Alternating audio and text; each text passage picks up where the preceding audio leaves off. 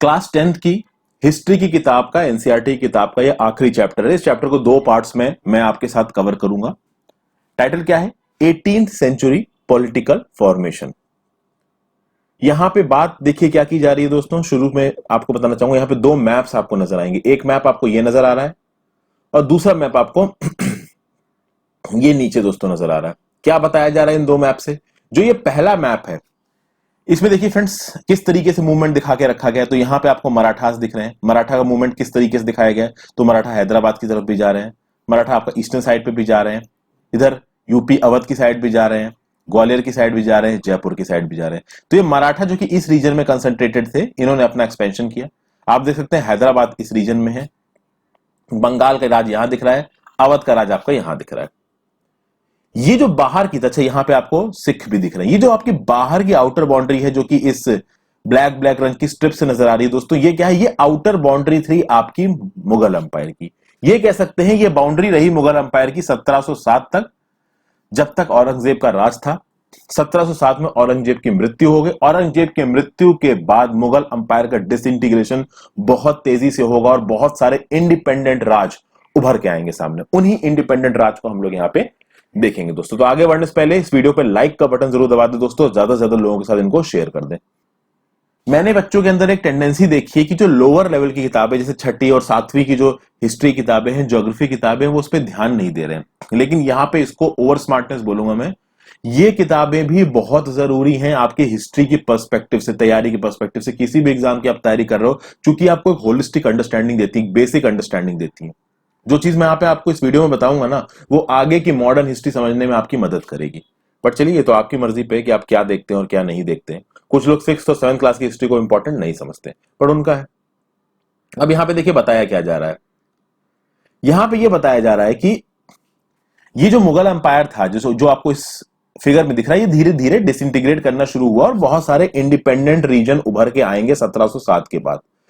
1765 में आप देखोगे कि हमारे देश के ईस्टर्न पार्ट की एक बहुत बड़ी टेरिटरी पे ब्रिटिश ने कब्जा कर लिया है ईस्टर्न इंडिया में। कौन सी टेरिटरी दिख रही है यहाँ पे?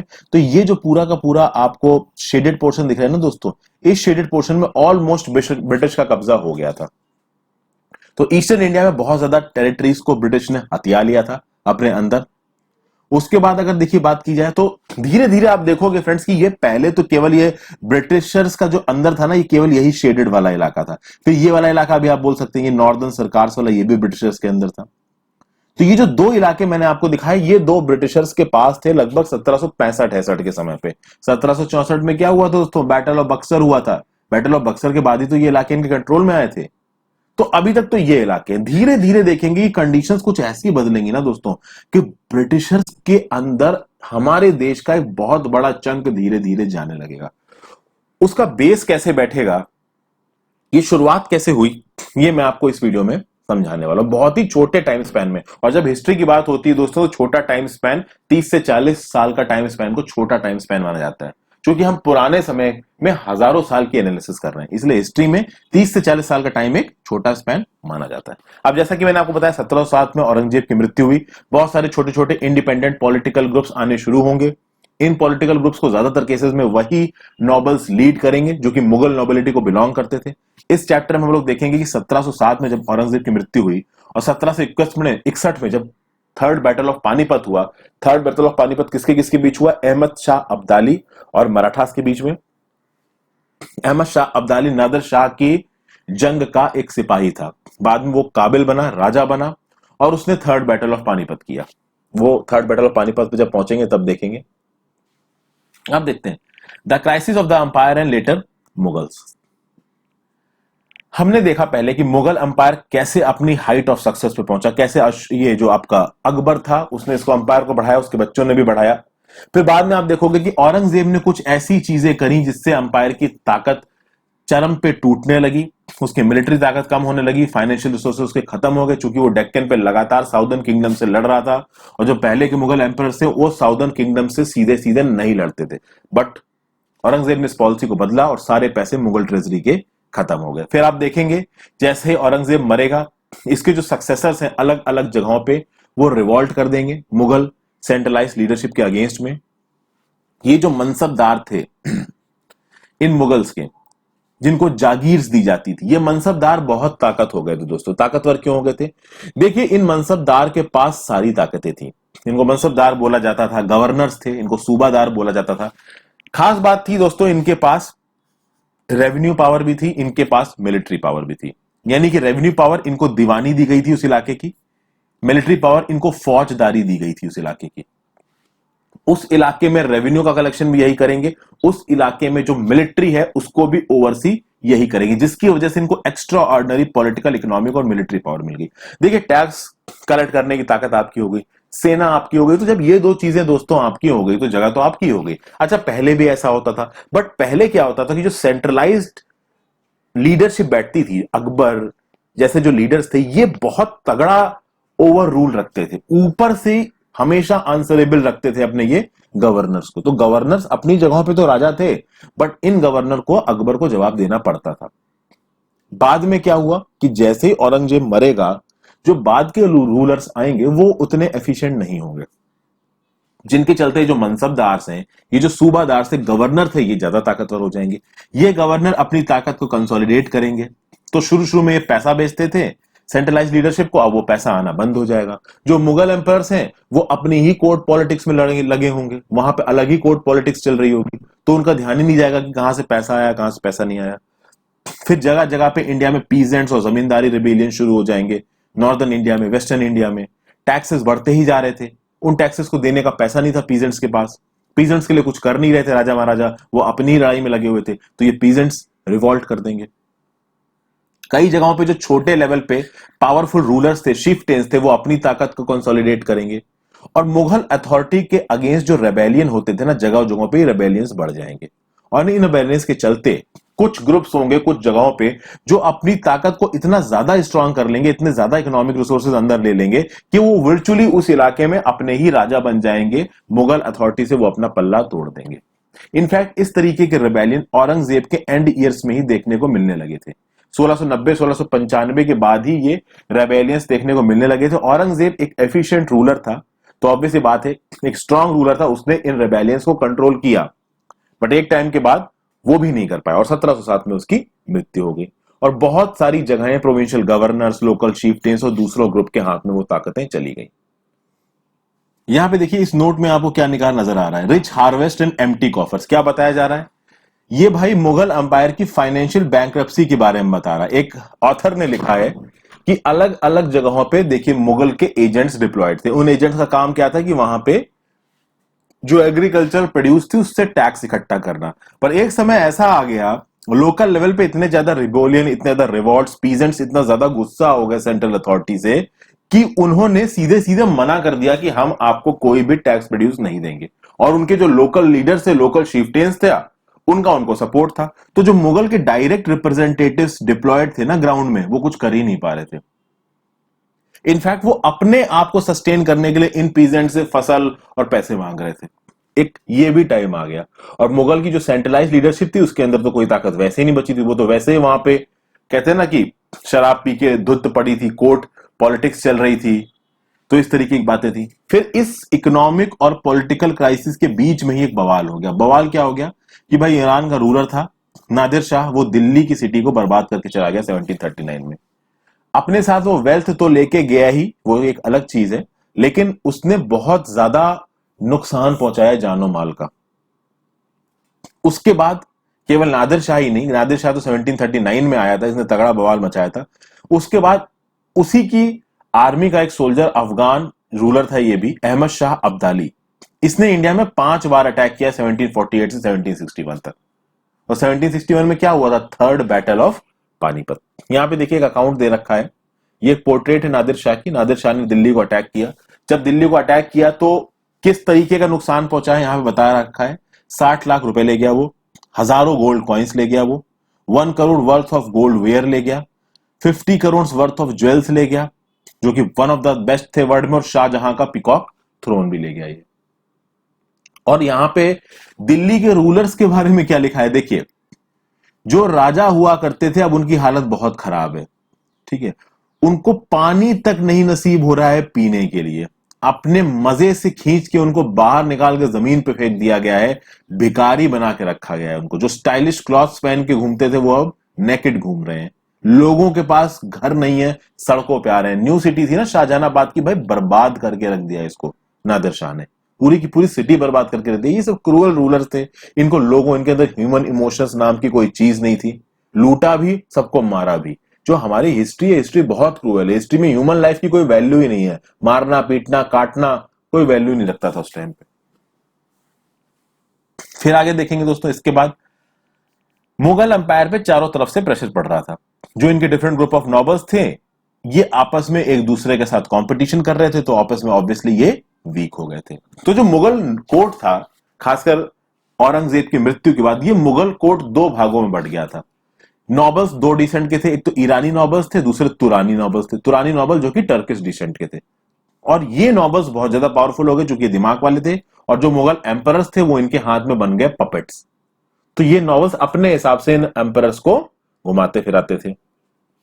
तो आप देखोगे कि दो मुगल एम्परर्स को उनके नॉबल ने मार दिया।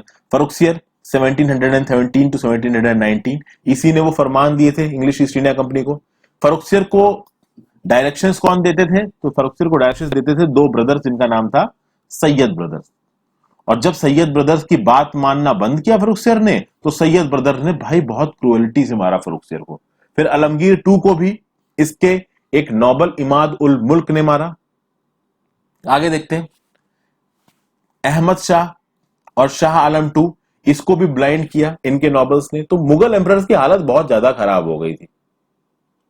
सही बात तो यह थी कि इनके अंदर काबिलियत ही नहीं थी मुगल एम्परर बनने की, ठीक है। ऐसे एम्परर से तो एम्परर ना हो बेटर है। फिर आगे देखते हैं भाई, नए स्टेट्स की इमरजेंस की यहां पे बात करेंगे। अब आप देखोगे मुगल एम्परर्स हो गए कमजोर।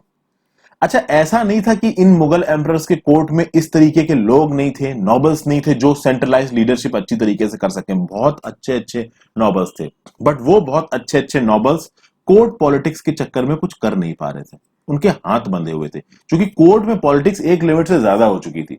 जो एम्परर्स थे वो बहुत हैफर्ड वे में एक्ट कर रहे थे, कभी किसी की बात सुन रहे थे, कभी किसी की बात सुन रहे थे। जब आप इतने बड़े लीडर होते तो आप जो बोलो उसकी वैल्यू होनी चाहिए, बाकी अगल बगल आपके कुछ बोल रहे हो उससे कोई फर्क नहीं पड़ना चाहिए। यही एक स्ट्रांग लीडर की वो चीज होती है। तो एक स्ट्रांग लीडर का काम क्या है कि सबकी बातों को सुनो और एक डिसीजन बताओ जो कि सबके लिए सही हो, और सब उस डिसीजन को माने। मुगल एम्प्रेस जो बोलते थे कोई मानता नहीं था, ये बोलते ही वही थे जो बाकी इनको बताते थे बोलने को, नॉबल्स। फिर आप देखोगे कि मुगल एम्पर टाइम पे जब कोर्ट में पॉलिटिक्स चलेगी तो बड़े बड़े प्रोविंसेस के जो गवर्नर्स थे, सूबादार थे, फिर देश के अलग अलग हिस्सों में, अलग अलग पार्ट्स में कुछ बड़े बड़े जमींदारों ने अपना कब्जा कर लिया था। ये लोग बहुत ताकतवर होने लगे और धीरे धीरे मुगल अंपायर छोटे छोटे रीजनल स्टेट्स में टूटने लगा। ये जो रीजनल स्टेट्स टूटने लगे ये तीन भागों में डिवाइडेड थे। एक वो स्टेट्स थे जो मुगल प्रोविंसेस हुआ करते थे एक टाइम पे, बहुत ही अमीर राज, बहुत बड़े राज, सीधे मुगल कंट्रोल के अंदर में थे, जैसे कि अवध, बंगाल और हैदराबाद। तो ये अवध, बंगाल और हैदराबाद में भी इंडिपेंडेंट रूलर आए। इनमें जो रूलर आए वो मुगल कोर्ट के ही नॉबल्स थे। उनको लगा कि भाई मुगल कोर्ट में कुछ नहीं चल रहा है, अपने अपने इलाके में चलते हैं, राज करते हैं। ये बहुत पावरफुल थे, बहुत इंडिपेंडेंट थे, लेकिन इन्होंने अपने फॉर्मल टाइज को नहीं तोड़ा मुगल एम्परर के साथ। यानी बंगाल के नवाब ने, अवध के नवाब में, हैदराबाद के नवाब ने बोला कि भाई राजा अभी भी मुगल एम्परर हैं, हम राजा के बिहाफ पे रूल कर रहे हैं। बट ये अपनी रूलिंग में इंडिपेंडेंट थे और समय समय पे ये लोग कुछ पैसा भी भेजते रहते थे मुगल एम्परर के बाद। तो इन्होंने फॉर्मली अपनी टाइज को मुगल एम्परर से नहीं तोड़ा। वहीं पे पहले से कुछ ऐसे स्टेट्स थे जिनको वतन जागीर का दर्जा मिला था। वतन जागीर क्या होता है? जैसे ज्यादातर ये जो राजपूत प्रिंसिपैलिटीज होती हैं कि भाई राजपूत प्रिंसिपैलिटी अटैक किया अकबर ने, वो राजपूत प्रिंसिपैलिटी पता चला कि भाई हम अकबर से जीत नहीं पाएंगे, तो राजपूत के किंग ने अपने हथियार डाल दिए। अकबर ने उससे बोला कि ठीक है, हम आपका राज आपको देते हैं, आपका राज अकबर के राज के अंदर माना जाएगा, मुगल के राज के अंदर माना जाएगा, लेकिन आप अपने इलाके में अपना एडमिनिस्ट्रेशन खुद करोगे, हम आपके इंटरनल एडमिनिस्ट्रेशन में इंटरफियर नहीं करेंगे। तो इनको दे दी गई वतन जागीर। मतलब आप हो मुगल सल्तनत के अंदर, मुगल परचम के अंदर, बट आप अंदर इंटरनल एडमिनिस्ट्रेशन आपका पूरा है, आपके पास इंडिपेंडेंस है, अपने इंटरनल एडमिनिस्ट्रेशन में ऑटोनॉमी है। इस तरीके के स्टेट्स थे। तो जब सेंट्रलाइज लीडरशिप कंट्रोल हुई तो इस तरीके की स्टेट्स भी लिटरली इंडिपेंडेंट हो गए। इसमें राजपूत म्युनिसिपैलिटीज थी। फिर तीसरा ग्रुप था दोस्तों जो कि लगातार मुगलों से लड़ रहा था। इसमें आते हैं आपके मराठा, सिख और जाट्स। तो ये जाट्स एक रूलर है जाट के बहुत बड़े सूरजमल, ये दिल्ली के आसपास का इलाका बहुत सारा जाट्स के कब्जे में था। सिखों की बात करें तो लाहौर, जो present day Pakistan north west का जो इलाका है, उसका एक बहुत बड़ा हिस्सा सिखों के अंदर था। मराठास डेक्कन में बहुत बड़े हिस्से में रूल में थे। बाद में देखेंगे कि मराठा का अंपायर बहुत बड़ा होगा दोस्तों 1761 आते आते। बट अभी के लिए देख लेते हैं कि उनका मेन जो कोर एरिया कौन सा था, तो महाराष्ट्र का जो डेक्कन का इलाका था पुणे के आसपास का, वो पूरा महाराष्ट्र मराठास के कंट्रोल में था। तो ये 3 ग्रुप्स थे। अब जो सबसे इंपॉर्टेंट ग्रुप्स थे दोस्तों, इनमें अवध, बंगाल और हैदराबाद वाली प्रोविंसेस आती हैं। ये 3 बड़ी बड़ी प्रोविंसेस थी, बहुत बड़ी प्रोविंसेस थी, बहुत अमीर प्रोविंसेस थी, सीधे सीधे मुगल कंट्रोल के अंदर में थी। ऑब्वियसली बात, यहां पे गवर्नर्स अपॉइंटेड थे, अवध, बंगाल, हैदराबाद तीनों में। ये जो तीनों जगहों के गवर्नर थे, ये हाई मुगल नोबिलिटी थे, मुगल कोर्ट में इनका बहुत सम्मान था। तो आप देखेंगे अवध के गवर्नर थे सदात खान, बुरहान उल मुल्क भी कहा जाता है इनको। बंगाल के गवर्नर थे मुर्शीद कुली खान, एक्चुअली ये गवर्नर नहीं थे, बाद में इन्होंने पूरी ताकत को अपने अंदर कंसंट्रेट कर लिया। और फिर हैदराबाद के थे असफ शाह, जिसको बोलते हैं नवाब उल मुल्क असफ शाह। तीनों की मनसबदारी पोजीशंस बहुत थी मुगल कोर्ट में, तीनों के पास हाई मनसबदार की रैंक थी, जैसे कि मुर्शीद कुली खान और असफ शाह के पास 7000 जाट की रैंक थी, 7000 की मनसबदारी थी। सदत खान के पास 6000 की मनसबदारी थी। अब हम बात करते हैं हैदराबाद की। ये निजाम उल मुल्क Asaf Shah, he was a very talented person. बहुत हद तक इन्होंने कोशिश की कि सेंट्रल मुगल कोर्ट के रूल को अच्छा किया जाए, सेंट्रलाइज लीडरशिप का सही से इस्तेमाल किया जाए।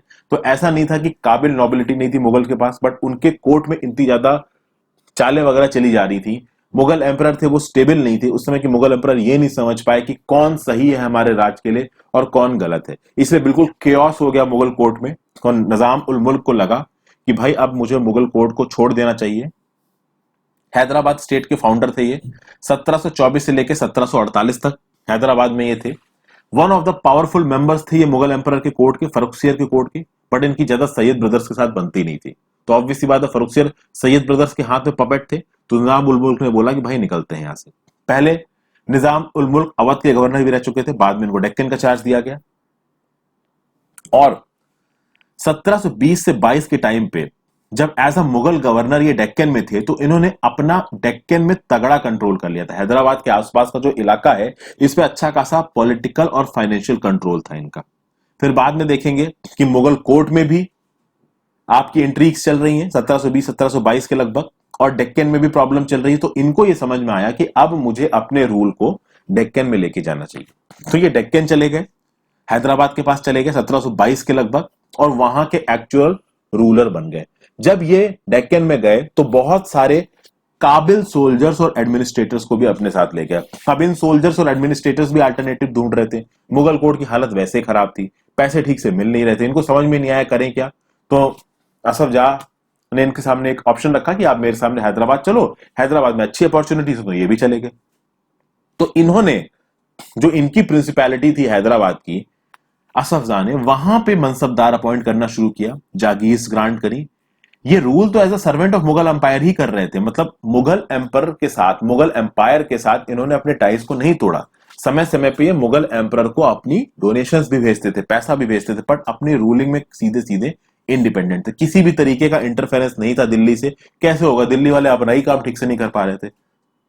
तो ऑलरेडी जो डिसीजंस निजाम उल मुल्क असफ शाह अपने इलाके में लेते थे, वो डिसीजन जाते थे मुगल एम्पर के पास, मुगल एम्पर उन पे साइन कर देता था। लेकिन एक्चुअली अपने रूल में भी ये काफी परेशान रहे, हैदराबाद भी काफी परेशान रहे। आप देखेंगे हैदराबाद पे मराठास से वेस्ट की तरफ से टक्कर हो रही थी, अटैक हो रहा था। अब यहां पे देखिए, मैंने आपको एक मैप दिखाया है, यहां देखिए दोस्तों, यहां पे आपको नजर आ रही है हैदराबाद की प्रिंसिपैलिटी कितनी बड़ी प्रिंसिपैलिटी है। और इसके ऑलमोस्ट वेस्ट से, या आप कह लीजिए नॉर्थ वेस्ट से, मराठास डायरेक्ट कंट्रोल इन पे अटैक कर रहे थे। सिर्फ मराठास ही नहीं, इनके तेलुगु वॉरियर्स थे बहुत सारे, उनकी भी इनके साथ लड़ाई हो रही थी। जैसे कि नायक्स थे, तो नायक्स भी इनके आसपास के इलाके में थे, इनके साथ भी इनकी लड़ाई हो रही थी। फिर निजाम उल मुल्क असफ शाह चाहते थे कि कोरोमंडल कोस्ट पे थोड़ा कब्जा जमाया जाए, बट कोरोमंडल कोस्ट पे भाई ब्रिटिशर्स बैठे थे, और ब्रिटिशर्स काफी ताकतवर थे, काफी एफिशिएंट थे अपने एडमिनिस्ट्रेशन में। तो निजाम उल मुल्क असफ शाह कोरोमंडल कोस्ट पे अपना कब्जा नहीं कर पाया। लेकिन जब तक निजाम उल मुल्क असफ शाह रहेंगे दोस्तों, उनका जो एडमिनिस्ट्रेशन था अपने इलाके में बड़ा जबरदस्त था, इनकी टेरिटरी में भी ज्यादा लोग घुस नहीं पाए। देखा जाए अगर इनकी पर्सनल ट्रूप्स का, तो इनके पास 400 एलिफेंट्स थे, सेवरल थाउजेंड हॉर्समैन थे, उनको अच्छे खासे पैसे दिए जाते थे, वेल माउंटेड थे, वेल कैपेरिसेंट थे, उनके पास ठीक ठाक इक्विपमेंट्स थे, तो उन्होंने अपना राज काफी अच्छा कर रखा था। एक एबल एडमिनिस्ट्रेटर थे। अगले एडमिनिस्ट्रेटर की बात करते हैं, बुरहान उल मुल्क सदत खान। भाई इनको अवध का सूबादार अपॉइंट किया गया 1722 में। अब देखिए 1720 1722 के समय पे ही ये जितने भी काबिल लोग थे ये सब निकल के अपने अपने इलाके में चले गए। तो भाई असफजाह चले गए हैदराबाद में, और ये अवध के जो नवाब थे सदत खान, ये चले गए भाई अवध में। अवध एक बहुत इंपॉर्टेंट प्लेस था मुगल एम्पायर में, बहुत इंपॉर्टेंट सूबा था। क्यों? क्योंकि अवध पहली बात तो रास्ता था बंगाल जाने का, तो बंगाल और बाकी के इंडिया में अगर कोई ट्रेड होगा तो वो अवध के थ्रू होके निकलेगा। प्लस अवध एक बहुत रिच प्रोविंस था, रिच गैंगेटिक एलोवियल प्लेन्स यहां पे पड़ते थे, बहुत सारी खेती होती थी यहां पे, तो एक फर्टाइल रीजन था, एक बहुत रिच रीजन था, बहुत इंपॉर्टेंट ट्रेड रूट पे था। तो ऑब्वियसली बात है ये जगह बहुत इंपॉर्टेंट हो जाती है। और बुरहान मुल्क की खास बात ये थी कि दीवानी भी इनके पास थी, सूबादारी भी इनके पास थी, फौजदारी भी इनके पास थी, रेवेन्यू कलेक्शन की ताकत भी इनके पास थी, गवर्नर भी थे ये अपनी प्रोविंस की, और मिलिट्री ताकत भी इनके पास थी। तो जब तीनों ही चीजें आपके पास आ गई, पॉलिटिकल, फाइनेंशियल, मिलिट्री, तो आप ही राजा हो गए वहां पे। अब भले ही आपने मुगल एम्पायर से फॉर्मली अपने रिलेशंस को नहीं तोड़ा, बट राजा आप ही हो। और धीरे धीरे करके जब ये अपनी जगह पर राज करना शुरू करेंगे तो मुगल इन्फ्लुएंस को कम करेंगे अवध रीजन में। कैसे करेंगे? जागीरदारी को ये कम करेंगे दोस्तों। अभी बताता हूं ये क्या चीज है। जागीर को कम करेंगे। जागीर क्या होती थी? देखिए मुगल्स करते क्या थे, मुगल जागीरों को अलॉट कर देते थे अपने, कह सकते हैं कि नोबिलिटी के बीच में। होता क्या था, अकबर क्या करता था, मैं आपको बस एक बेसिक पॉइंट देता हूं। जो नॉबल्स थे इनको वो जागीर अलॉट करता था।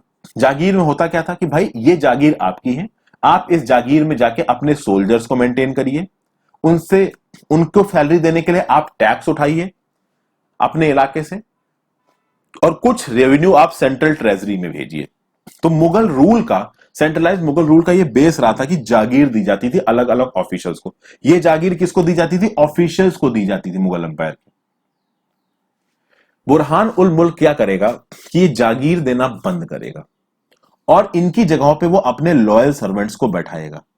मुगलों ने जो जागीरदारी बांटी थी वो जागीरदारी अब बुरहान उल मुल्क कम करेगा। फिर इन जागीरदारों के जो अकाउंट थे उनको ठीक से चेक किया जाएगा, किसी भी तरीके की चीटिंग को पकड़ने की कोशिश की जाएगी। चीटिंग तो देखिए होती थी, सभी पैसे कमाना चाहते थे।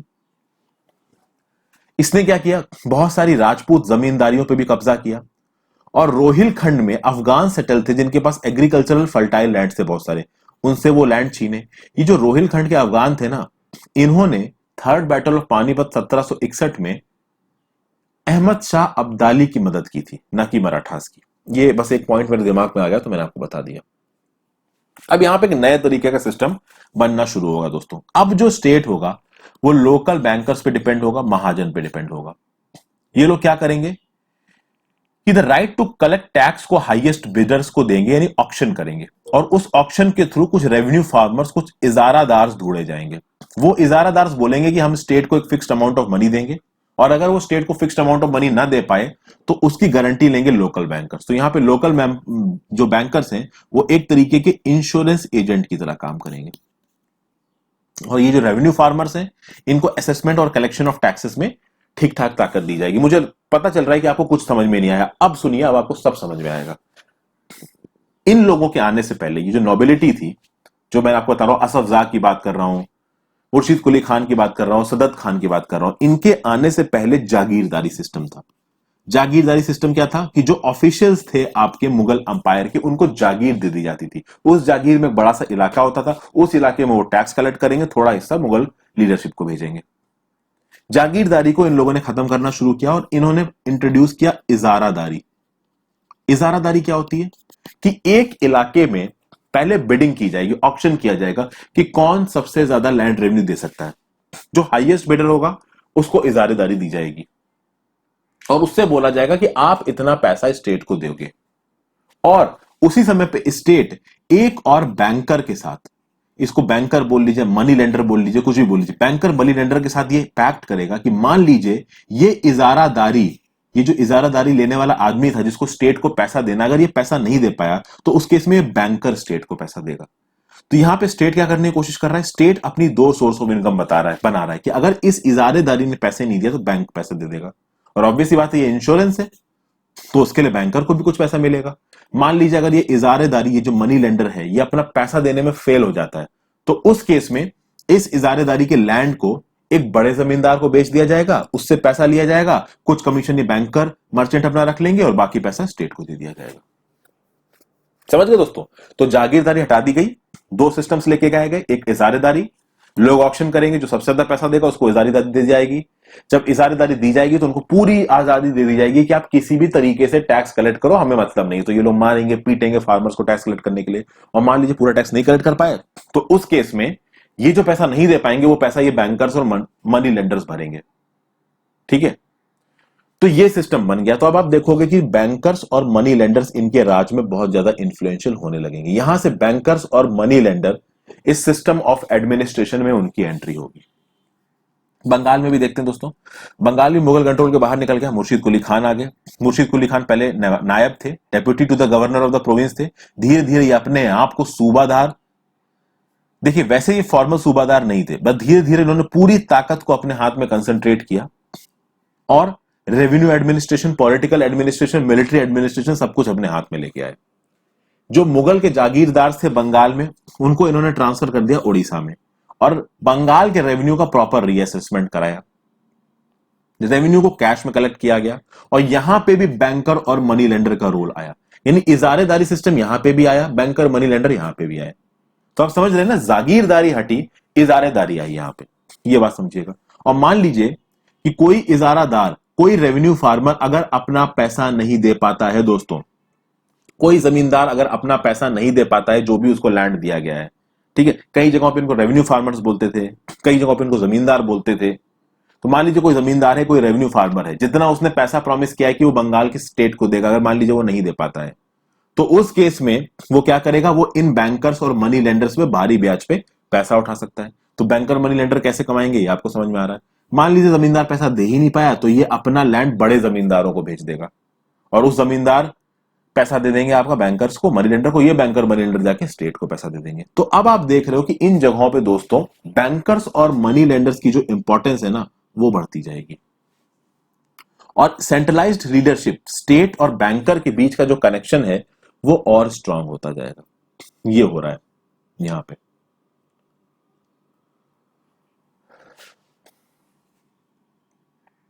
बैंकिंग बहुत स्ट्रांग हो रही थी।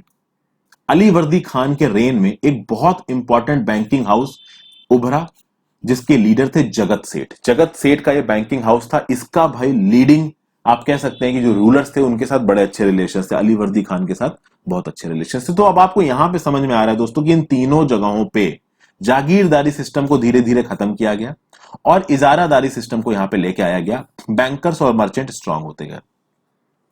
ऐसा हुआ क्यों? देखिए दोस्तों सीधी बात है, ये जागीरदारी सिस्टम ही तो थी कि ये जो गवर्नर थे इतने स्ट्रांग हो रहे थे। इन गवर्नर्स को, ये जो आपके निजाम उल मुल्क असफजाह थे, सदत खान थे, मुर्शीद कुली खान थे, ये जागीरदारी तो थी इनके पास। तो इनको पता चला कि हमारे पास जागीरदारी थी, हमने अपने आप को इंडिपेंडेंट कर लिया, अब अपने राज में हम ही जागीरदारी करने लगेंगे तो हमारे राज के अंदर जो लोग हैं वो भी अपने आप को इंडिपेंडेंट कर सकते हैं। जागीरदारी खत्म करो, इजारेदारी लेके आओ। इजारेदारी में जो पैसा जब तक देगा तब तक उसको टैक्स कलेक्शन के राइट्स हैं, जैसे वो पैसा नहीं देगा उसका लैंड किसी और को दे देंगे, और मेरे पैसे पक्के हैं क्योंकि रिच बैंकर्स और मर्चेंट्स मुझे पैसे देंगे, वो अपना कमाएंगे। तो आप कह सकते हैं ना कि स्टेट की एक बैंकिंग प्रथा के साथ एक रिलेशन बना, बैंकिंग सेक्टर यहां पे स्ट्रांग होना शुरू हुआ, मनी लेंडर्स यहां पे स्ट्रांग होने शुरू किए। बाद में देखेंगे कि यही मनी लेंडर्स ब्रिटिशर्स के टाइम पे छोटे छोटे गरीब किसानों को पैसा देंगे और उनसे भारी ब्याज से पैसा देंगे, उनको एक डेब्ट ट्रैप में फंसा देंगे, और वो डेब्ट ट्रैप आज तक हमारे रूरल एरियाज में चल रहा है दोस्तों। तो ये चीज हमने देखी दोस्तों। यहां पे मैं वीडियो खत्म कर रहा हूं, ऑलमोस्ट आधा घंटा हो चुका है। अगली वीडियो में हम बाकी चैप्टर खत्म करेंगे। आई होप आपको वीडियोस पसंद आ रही हो। पसंद आ रही हो तो अपने दोस्तों के साथ शेयर जरूर कर दीजिए और प्लीज लाइक कर दीजिए। Have a great day, good bye.